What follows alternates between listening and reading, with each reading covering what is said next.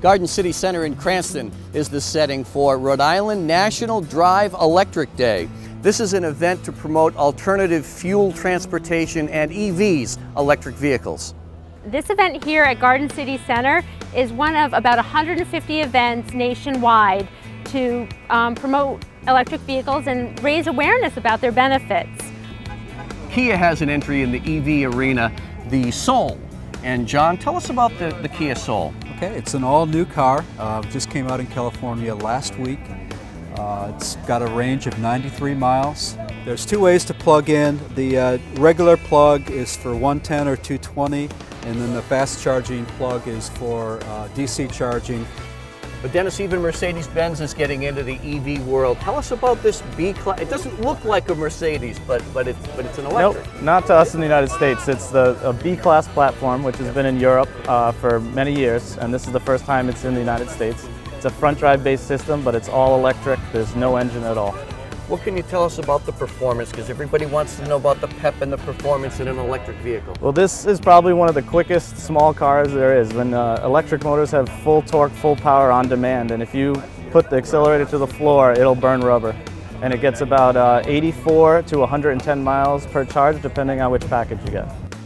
Here's a familiar face, Eric Farrer from Anchor Nissan. Tell us about the Nissan Leaf. Well, John, the Nissan Leaf, it's redesigning this year and increasing the miles, so it's exciting a lot of people, and it's bringing in a very big crowd now that you're well over the 100-mile mark, and the cost of ownership is almost next to nothing. Chris, I mean, you could buy any car you want, and you bought the Tesla S. Tell us why. Well, the main reason is efficiencies. So on average, I can get about 300 to 310 miles, and that's driving at highway speed, 65, or maybe a little higher, to keep up with traffic. And then if I go into the back roads, I can actually get a lot longer range. I can get 340, 375 by going to slower speeds, just going the back roads. So at this point in time, this really kind of has the mother of all electric batteries compared to some of the other vehicles we see here today. Oh yeah, and they're continually improving them. I think Tesla Motors they're talking about a 500-mile battery. And the interior is kind of funky too, isn't it, huh? Yeah, the full touch screen. They got a full 17-inch touch screen. All the controls are on it. It's only 2 buttons in the whole car.